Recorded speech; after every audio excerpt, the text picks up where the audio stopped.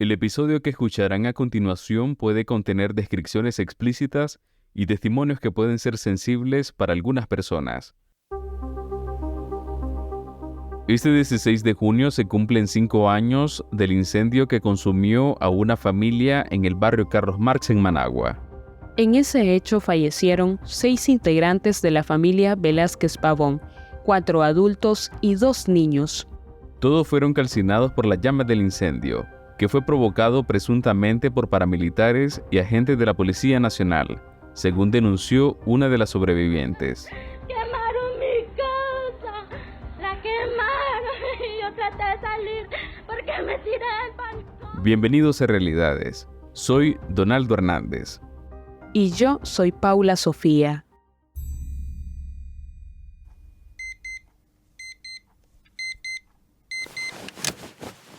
Leticia Gaitán despertó temprano la mañana del 16 de junio de 2018. Esos días eran agitados por las manifestaciones estudiantiles que habían iniciado 2 meses antes y que fueron reprimidas con violencia por el Estado. Como reportera del canal de televisión 100% Noticias, Leticia debía estar a primera hora en ese sábado. En esos días recuerdo que trabajábamos sin límites de hora, ¿verdad?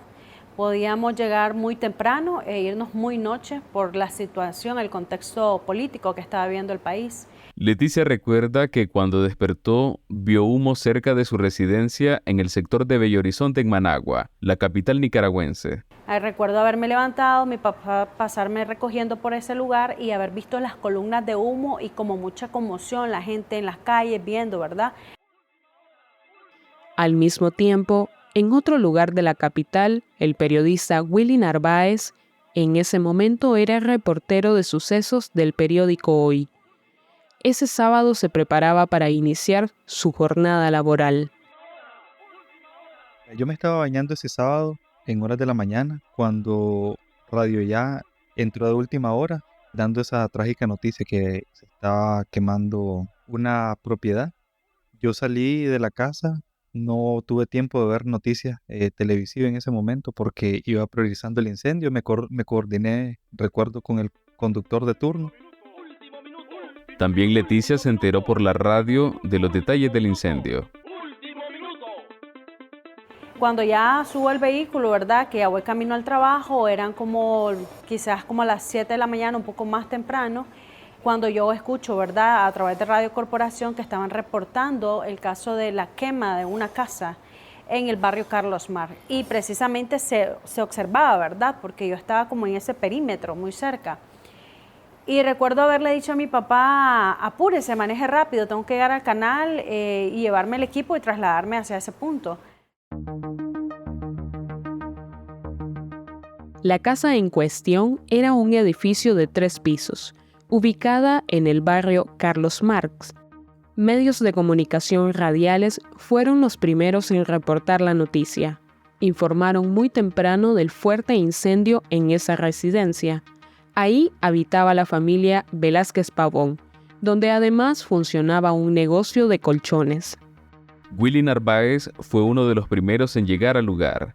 La escena era aterradora.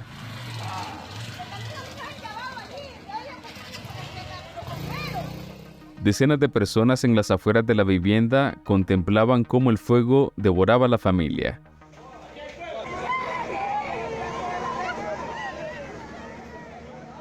Los bomberos trataban de sofocar el incendio y reanimar a las personas, pero era demasiado tarde. Las llamas consumieron el negocio y también la vida de 6 integrantes de la familia Velázquez. Cuando yo llegué a la casa miré que había mucha gente y había una escalera en la parte principal de la propiedad de 3 plantas. Y ahí pues me ayudó una persona a subir a un balcón. Yo no sabía que habían muerto. Y pues cuando subí me llevé la sorpresa de que habían cuerpos por todos lados. Eran todos adultos, ya se habían llevado a los 2 niños que estaban quemados. Pues el impacto fue fuerte. Los miré tapados primero y después cuando los bomberos estaban ya trasladándolos para una funeraria que queda quizás a 100 metros de la casa, pues me tocó verlos también pues quemados completamente. calcinado. La escena que Willy presenció fuera del edificio también era un caos. Se están quemando a las personas. Sí, la gente se está quemando, no los dejaron salir, le estaban disparando. Y cerca de la propiedad había una cisterna de la alcaldía de Managua, que fue retenida por la población ante la presunción que había intenciones de tomarse el edificio. De repente escuchó ráfagas de disparos hacia la casa de la familia Velázquez Pavón. Era la policía disparando contra las personas que rodeaban ese perímetro de la vivienda. ¿Qué pasó? Que todos están corriendo.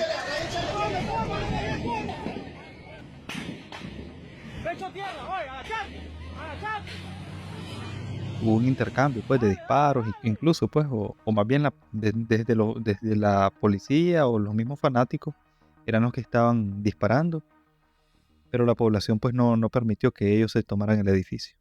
Entonces la familia logra conseguir de manera inmediata los ataúdes, empiezan a sacar los cuerpos y cuando van sacando el último, están tratando de subir el ataúd al vehículo y en ese momento empieza una ráfaga de disparos.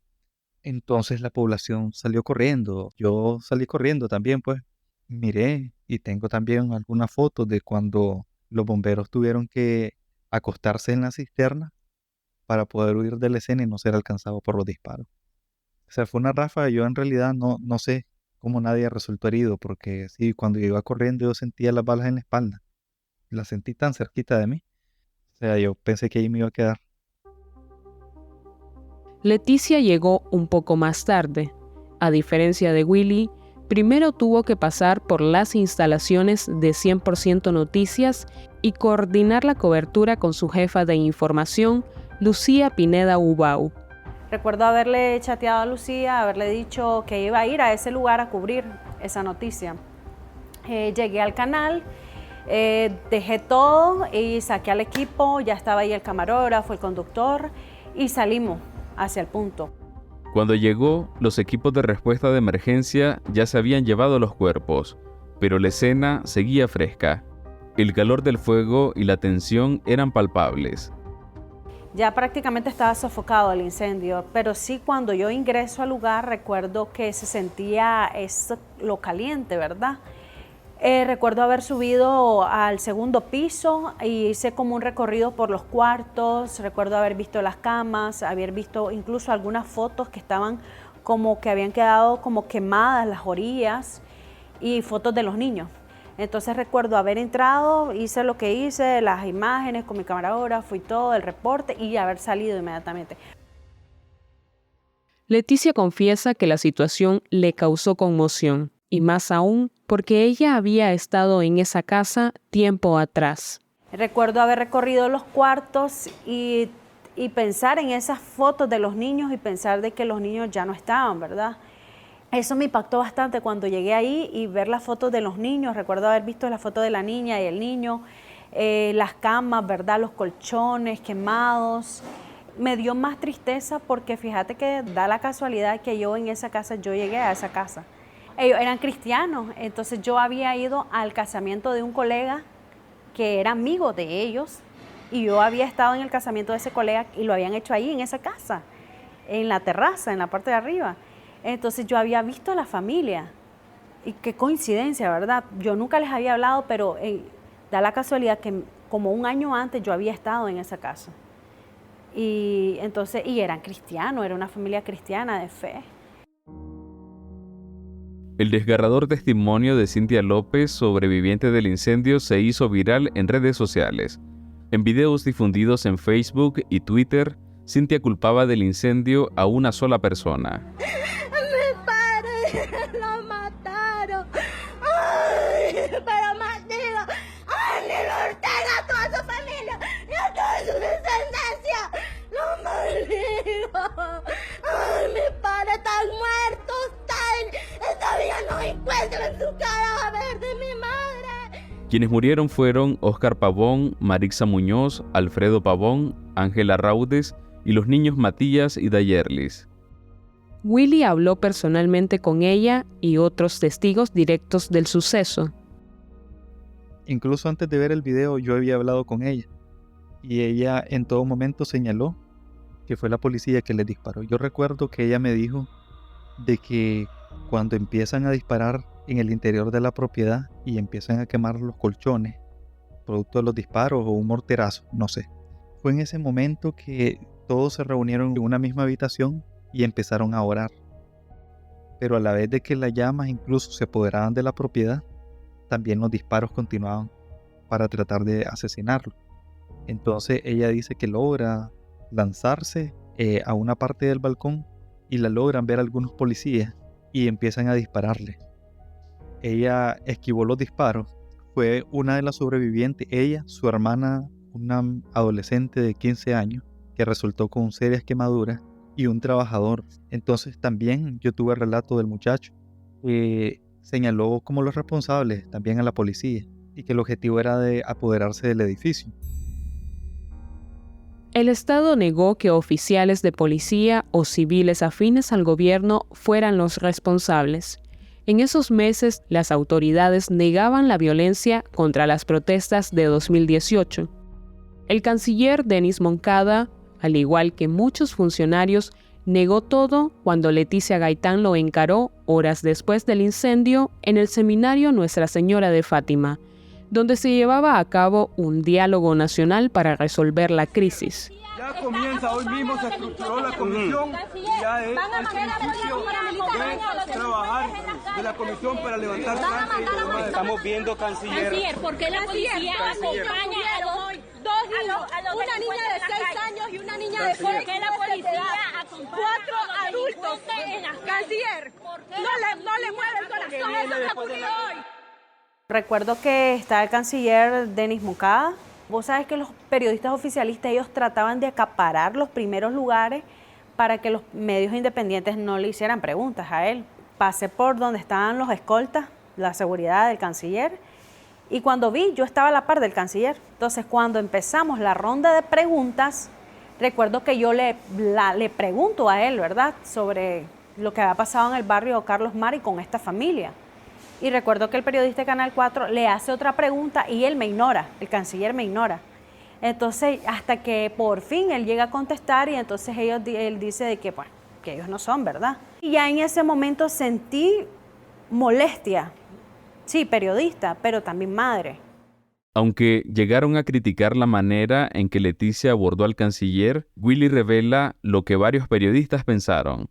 A mí me pareció válido el papel de Leticia en tratar de buscar una respuesta de un funcionario de gobierno que se quedó prácticamente sin dar esa respuesta que estaba esperando la población, que se esclareciera principalmente.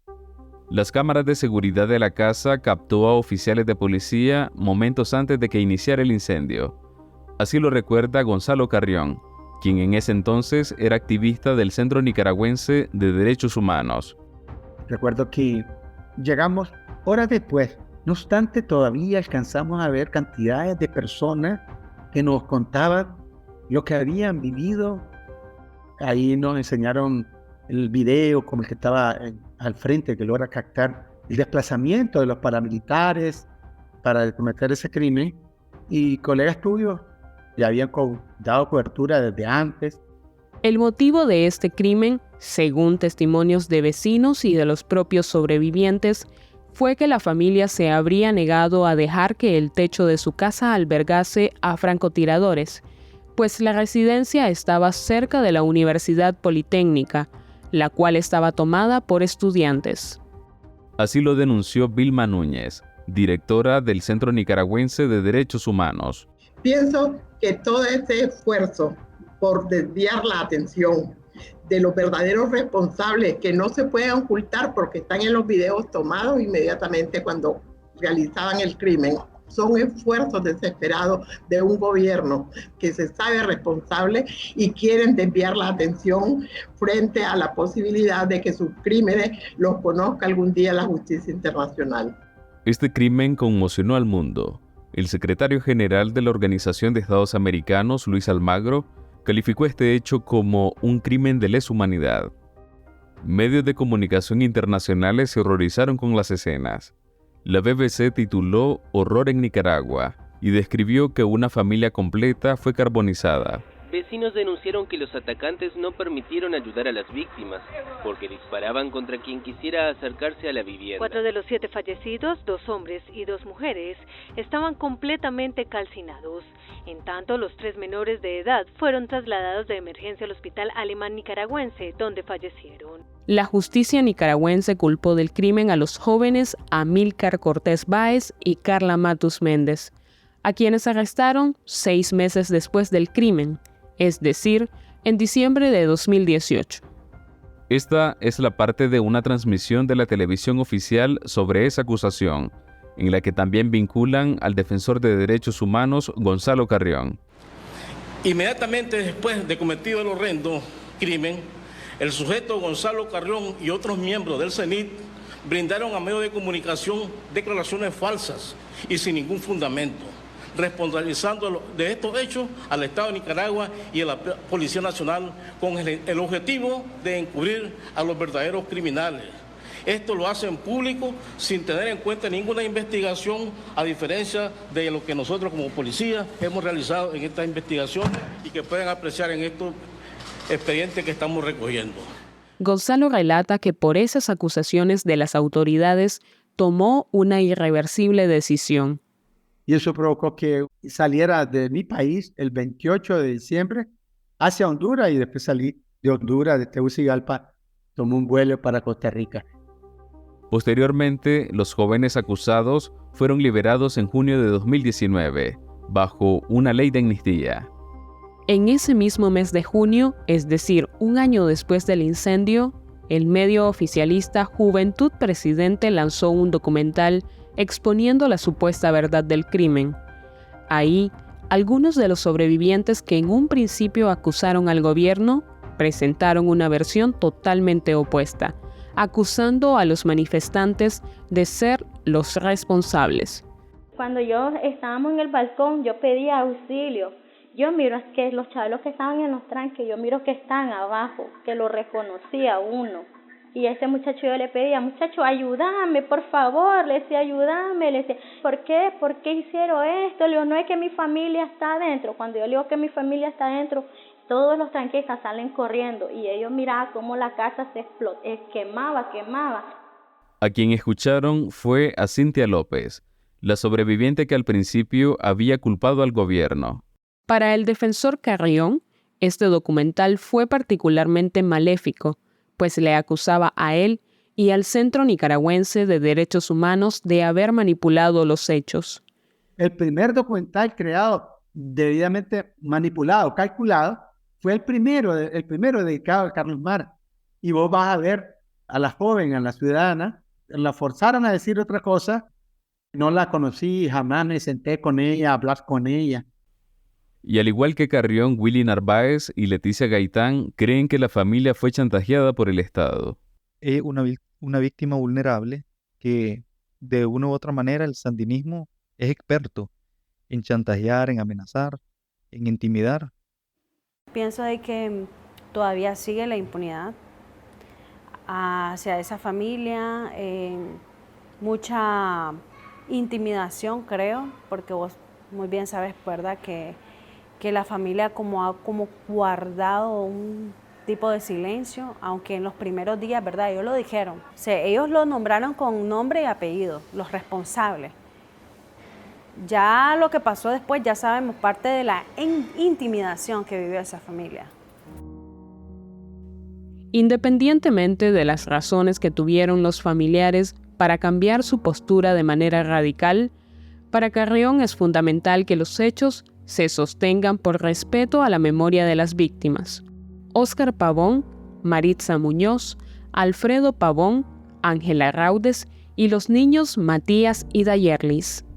Quieren borrar de la memoria de la gente, de la memoria colectiva, lo que han sido capaces de cometer. A 5 años de ese crimen, muchos activistas siguen pidiendo justicia para la familia Velázquez Pavón. Y sobre la memoria, Leticia y Willy consideran que tiene un valor esencial en este caso, que marcó a todo un país. Lo que vimos durante el 2018 hasta nuestros días es como el oficialismo capta a las personas vulnerables, las manipula, las chantajea, las amenaza con tal de cambiar el discurso. ¿Por qué es importante decirlo y repetirlo cada año? Por eso, porque está prohibido olvidar. No podemos olvidar esos crímenes que se cometieron y que siguen en la injusticia. Y que yo estoy segura de que los responsables van a pagar en su tiempo. Fue un gusto haberles acompañado en este episodio. Estuvo con ustedes Donaldo Hernández y Paula Sofía.